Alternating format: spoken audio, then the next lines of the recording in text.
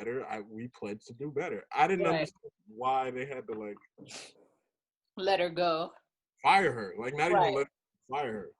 No, I think that's even more a testament to like everyone, corporations in the United States is all about symbolic change. They're not actually about real change. They want, let's have this Black woman in this position so we can say we have a Black woman over this. But as soon as this Black woman comes and actually does what we want her to do, right? It's like, nah, it's too much. This is too much. Man, I turned down a job offer because I'd be the only Black person there. Yeah. I said I can't do that. I can't do with that. Lord, I need some type of, I need a brother, a battle buddy.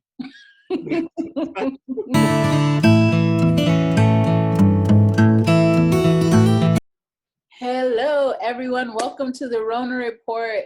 I'd like to say Happy New Year's because it feels like it's a new year, but it's not really a new year. It's a new age. 2020 is the longest year of my existence. So Happy New Year. And you know what I'm talking about. My name is Elizabeth Chijioke. I am the host of the Rona Report. I'm so happy to have you. Welcome back.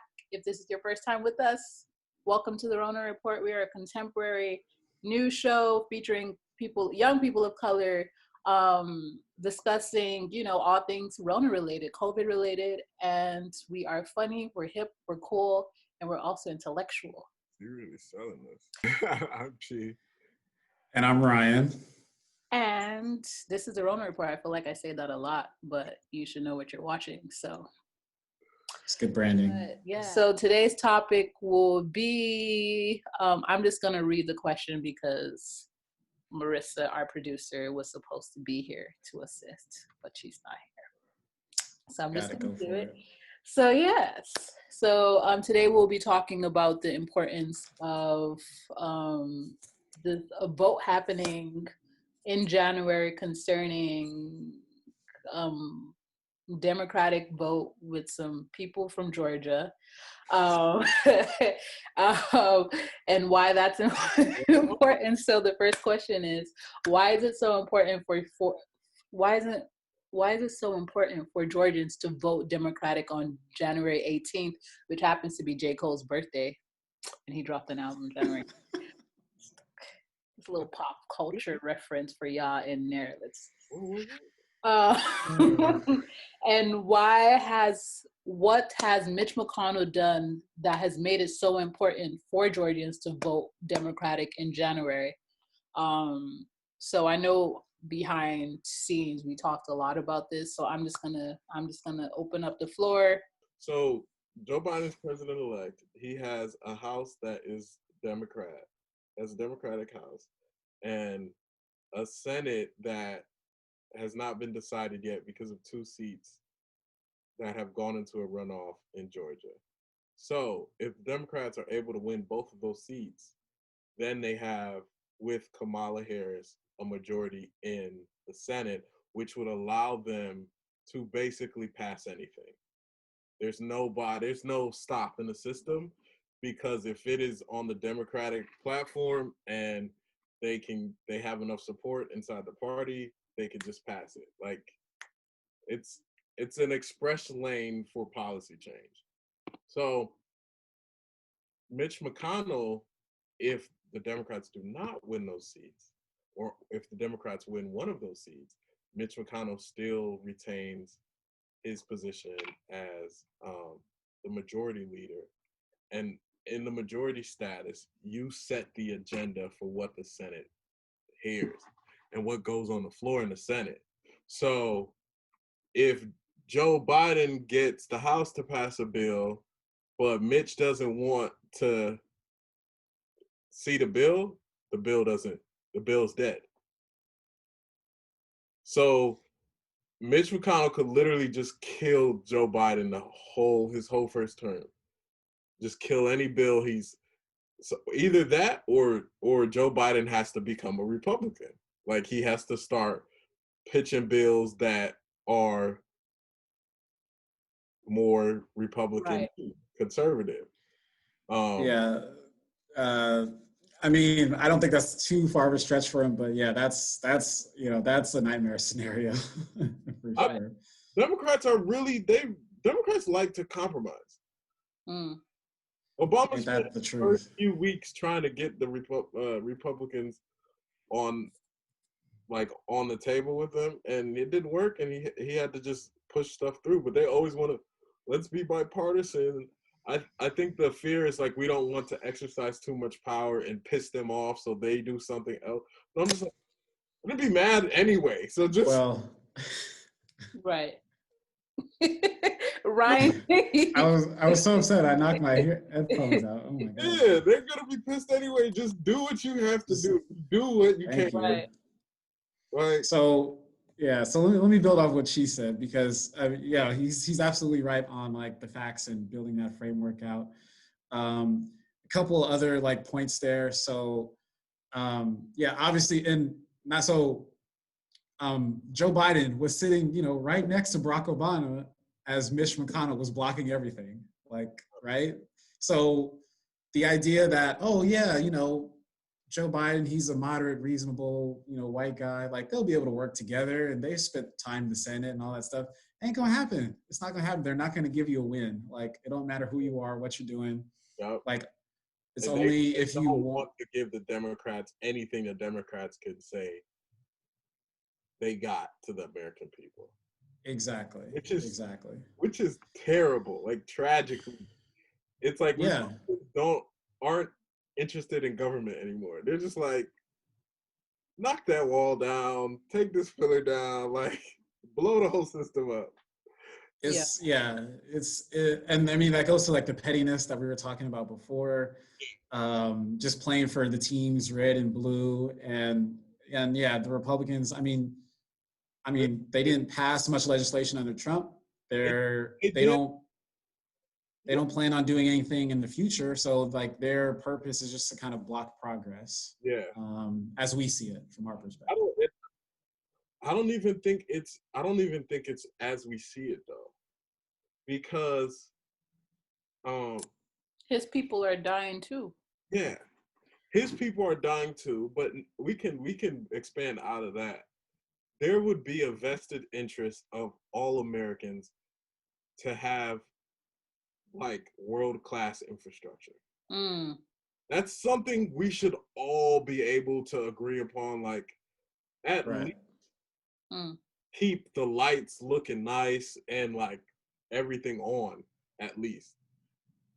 But they're not interested in that either. I mean, I was just gonna say, I mean, look at the way that Donald Trump has been navigating, or has been reacting and just acting in general. Donald Trump thinks this is a third world country, or Donald Trump thinks this is like Russia, where like what the dictator says is what the dictator does and what's going to happen. It's like he doesn't understand that this is a democracy and people have rights, and people have like are entitled to like basic like shelter, food, and all of these things. So like if you have a governor, if you have a president who views the nation he's leading as such, like how much more his supporters, like that's why they may not want to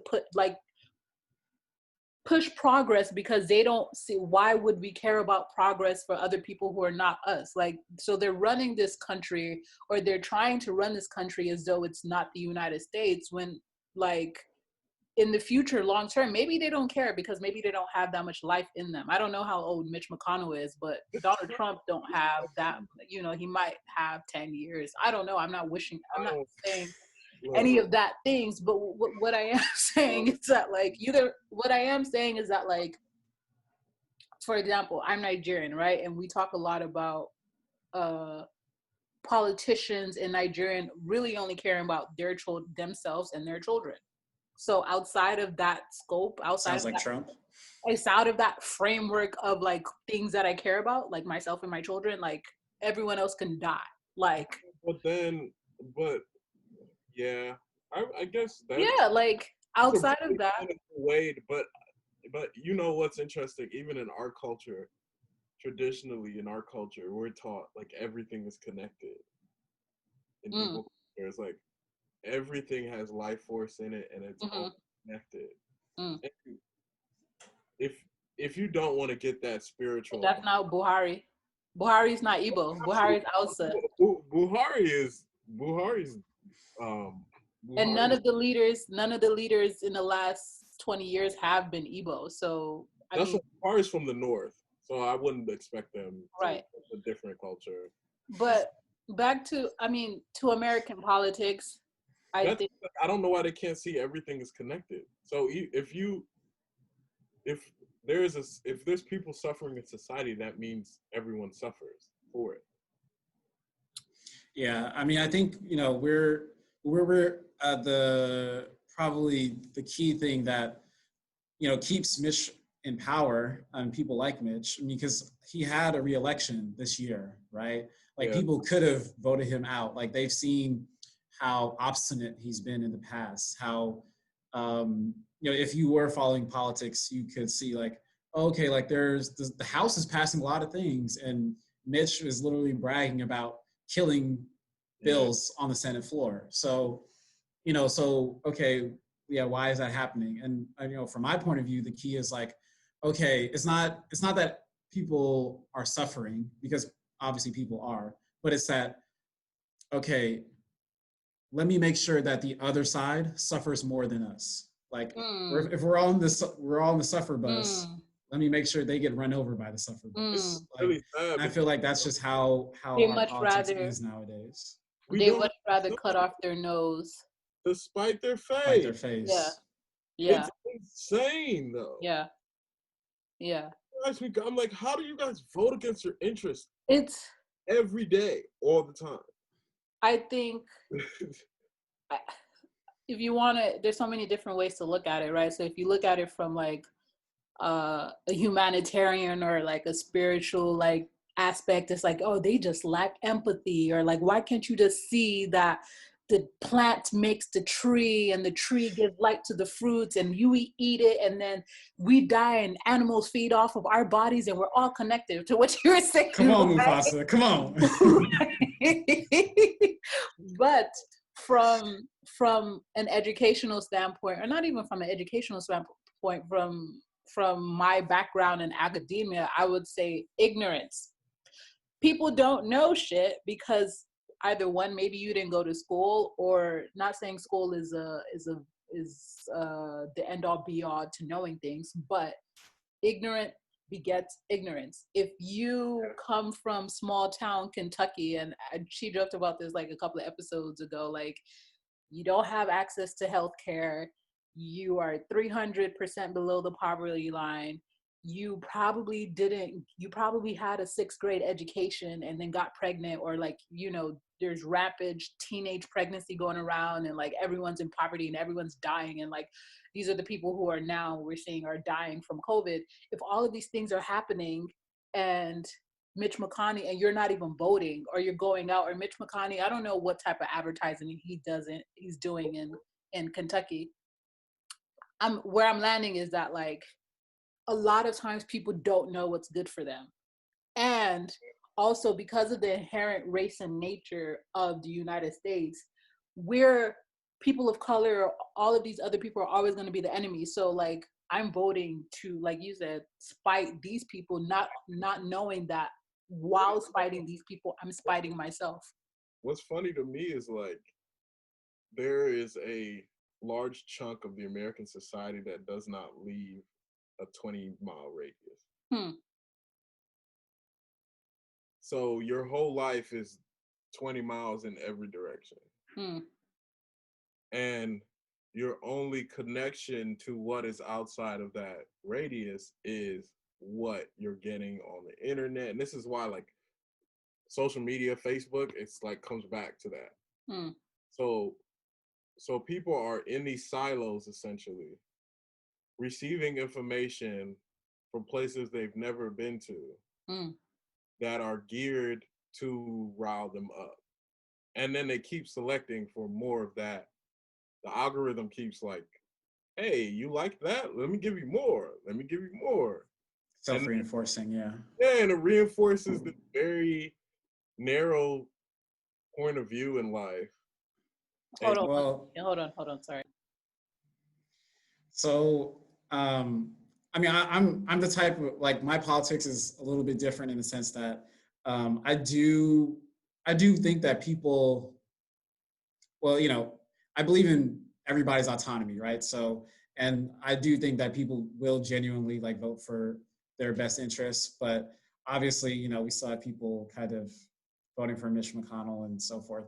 And so, uh, at some, like, on a personal level, I mean, maybe I blame them a little bit, but like on a political level, I actually think that I almost dislike the Democrats more for not making like a strong enough case towards those voters to pull them away. And this kind of relates to the Georgia thing, right? It's like, you know, they're all kind of like running from the fact of, or they think that like the reason why we lost seats in the House and all that stuff is because, you know, defund the police is like a slogan, and they're, you know, like Democrats, they're kind of running away from certain slogans. They're not really pushing for like very specific policy goals. They're not. They don't make that positive case, and just you know, if you kind of made that populist positive case even to people that consider themselves Republican, like you made that case to them with some humility, I mean, I think you could get more more of them on your side and to vote. And so, like, the Democrats just not even trying and compete and doing all these things just really turns me off to the fact that, or, you know, really puts a damper in the fact that people kind of are voting for it. People can't vote for their best interests if there's not someone that's coming around concerned about you making, like, expanding your world, like, for that best positive case. Let me ask you this, Chi, let me go ahead. Sorry, Chi, go. No. What were you gonna ask? Because I do see that happening. I do see people like AOC making this like immense effort to educate people and Bernie Sanders to say like, hey, you guys, like. Well, that's why Bernie is so popular, though. Right. So there are people who are making these efforts to. There are people who are doing it, but I think even then, there's a group of people that look at Bernie and call him a crazy socialist. Right. No. But to Ryan's point, which is where I think that what Ryan is trying to get to, not that I don't want to misconstrue what you were trying to get to because you know what you were trying to get to, but what I got from what you were saying is that, like, if only not only AOC or Bernie Sanders or you know, only a few of the Democrats were doing things, like if the entire Democratic or if the entire House pushed kind of these like messages like, okay, well, you are actually deserving of more than 1,200 in 8 months, or you are actually deserving of everyone in the United States should have universal health care, or like there's no, why are we as the United States, our kids suffering from food insecurity? If that entire you know, if the entire House was behind those type of messages, how powerful would that be to the United States, right? Or to the US population, I think is what you're saying. Yeah. And just to put a little point in that, of like for the Georgia thing specifically, right? It's like, okay, you can genuinely tell people when I get into office, like, and the Democrats, like she pointed out, like, you know, we'll have 50 plus one, you know, majority, like we can pass, you know, legalizing marijuana. They just passed that in the House. Like, it's not going to go anywhere in the Senate. We can pass that if you vote me in. We can give you like $15 minimum wage. We can, you know, do like $2,000 checks for however long the pandemic goes. Like, that's like, those are tangible things that you could say. Like, if you vote for me, I will fight for this. I will fight for these policies. Okay, but you're saying they didn't basically have a sales pitch for people. Like, there was no pitch. Yeah, I can understand. Yeah, they didn't. The Democrats never have a sales pitch, though. It's just better than Trump, and that doesn't get you anywhere. I'm excited now because yeah, I absolutely I absolutely agree with that. What can we do you feel is like because at this point I feel like we're beating a dead horse. Like you can't go I mean, I'm sure Nancy Pelosi, I'm sure people have come up to her like, "Yo, you should really do this." Like your idea, I'm sure it's not like I don't even something have. that she hasn't heard before, something that these people haven't heard before. Are you saying I'm not a political genius? No, Absolutely. yeah, I think no, I think she's saying like it's sad because they I'm probably know that this is a problem. like they probably do know it's a problem, but yes. What I'm saying is like what can we do? Is there anything that we can Well, do? I think people have to start speaking to real issues Mm, in everyday life.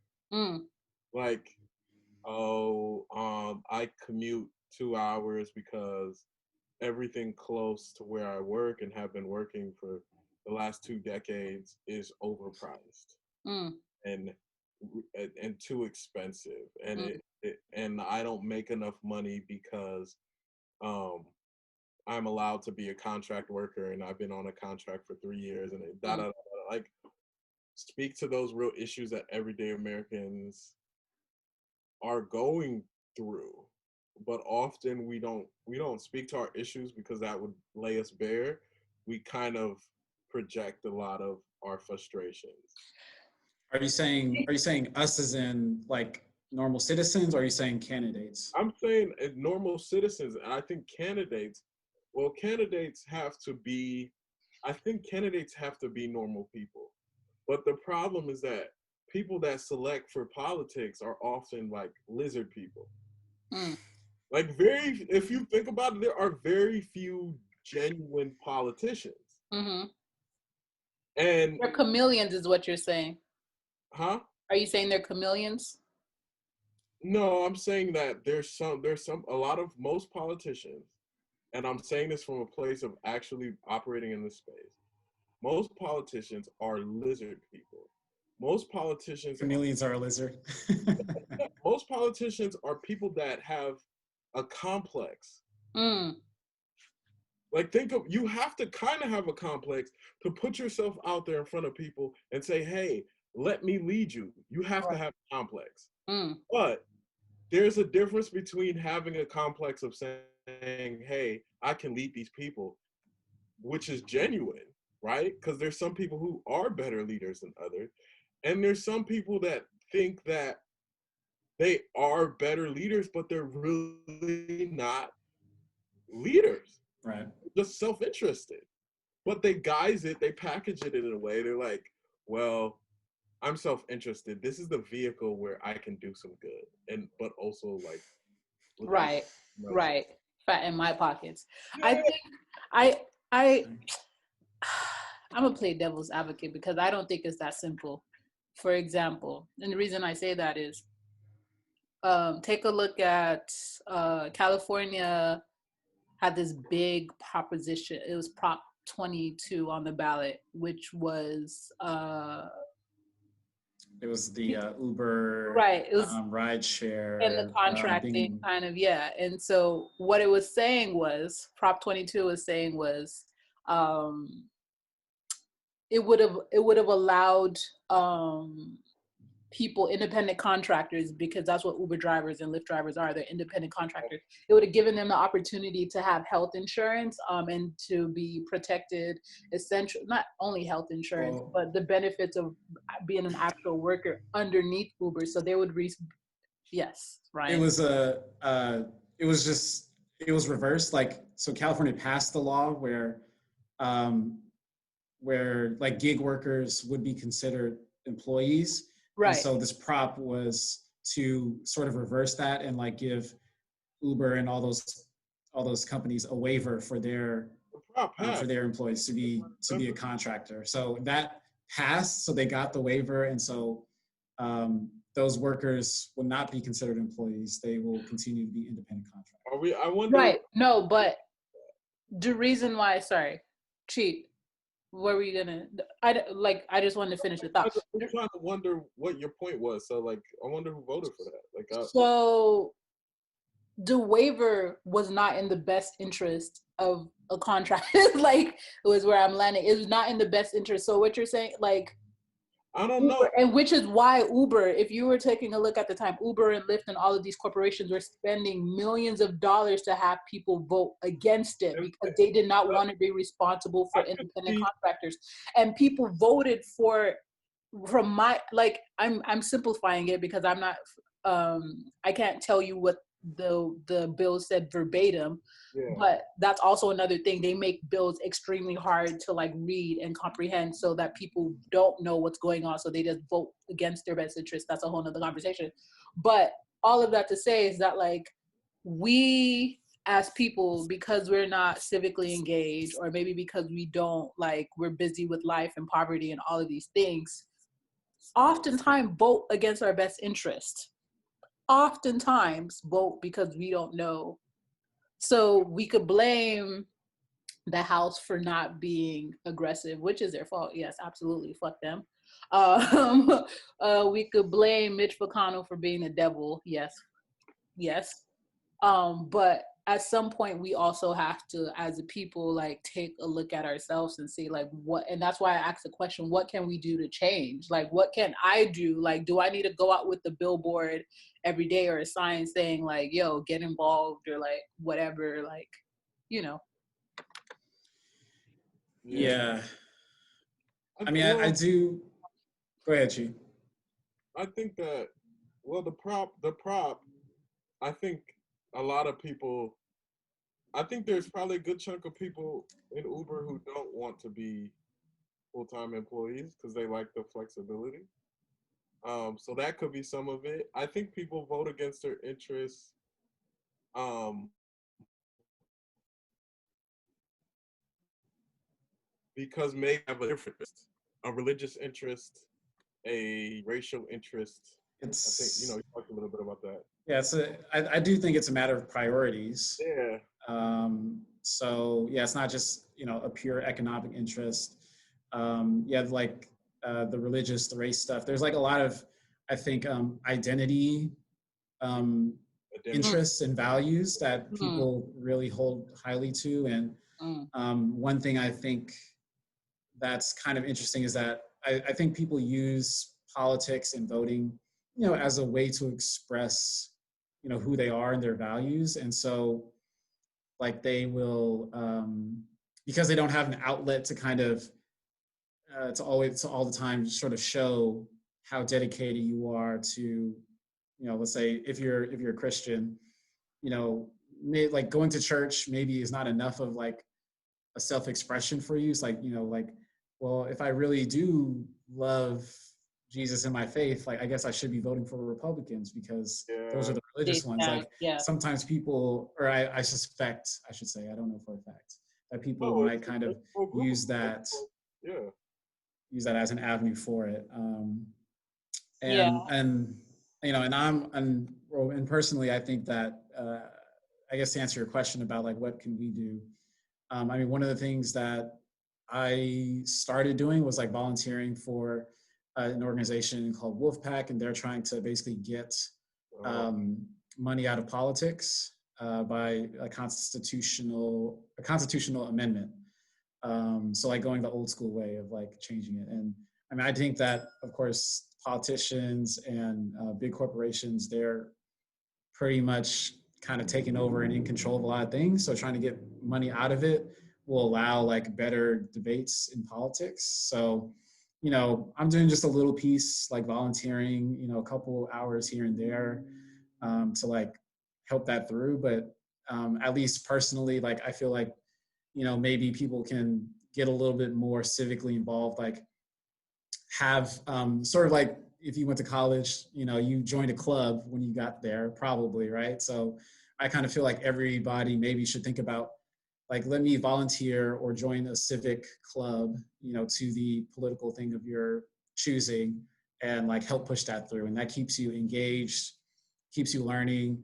And so, I do think that we have to push a culture of the average citizen being more involved in a way, which kind of goes against our tendency, I think, in representative government to be like, all right, we elected them, we'll let them handle it. Right. Yeah, but I think even being a citizen, there's more to society than government. So yeah, your job is to watch government. It's not to, you send representatives to handle the day-to-day shit, but Right. you're kind of a board member of society. The big stuff, the stuff that matters, you're supposed to be checking it at the door and letting them fill in the details. So the people are disengaged because capitalism has made them that way, but also because I think Americans have grown up in relative peace and prosperity that they don't understand that is not the norm in the world. Yeah. It's really like if you look out at the rest of the world, right, there are maybe 30 countries that are like stable, cool countries, and a lot of other places where bad stuff happens every day more than good stuff every day on macro level. Yeah. Nigeria, for instance, like I don't know how Americans don't realize how bad if we allow these large disparities in income, and you start to look like a failed country because you have a lot of poor people and a little super rich people, and those super rich are riding around the poor people with weapons, and like think about how affluent people have to ride around in Nigeria. They do. They got bodyguards, squads of guards. They're not going nowhere without. You can't move around because the only reason why you have that type of society is if people are at the lowest point that they're willing to just do whatever. Yeah. Yeah.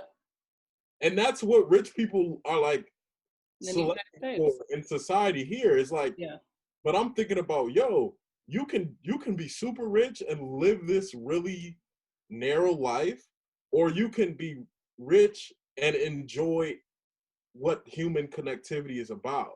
It's about seeing other people also prosper. Right.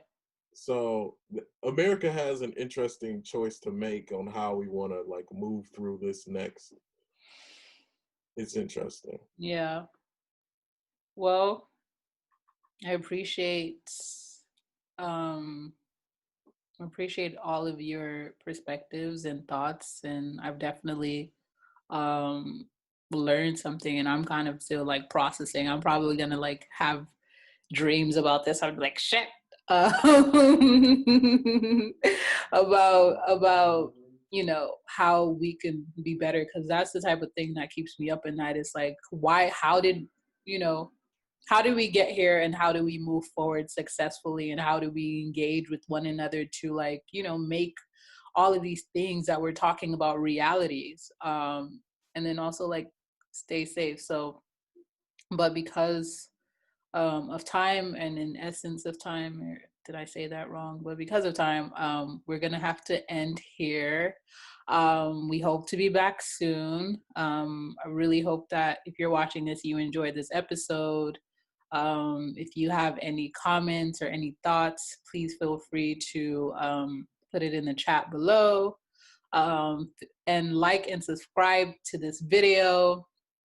Supports Black women and Black people, not only us, but Indigenous people as well, and all people of color. And so, yeah, thank you. This has been the Rona Report. My name is Elizabeth Chijioke. I am your host. I'm Chi. And I'm Ryan. And this has been the Rona Report. Have a good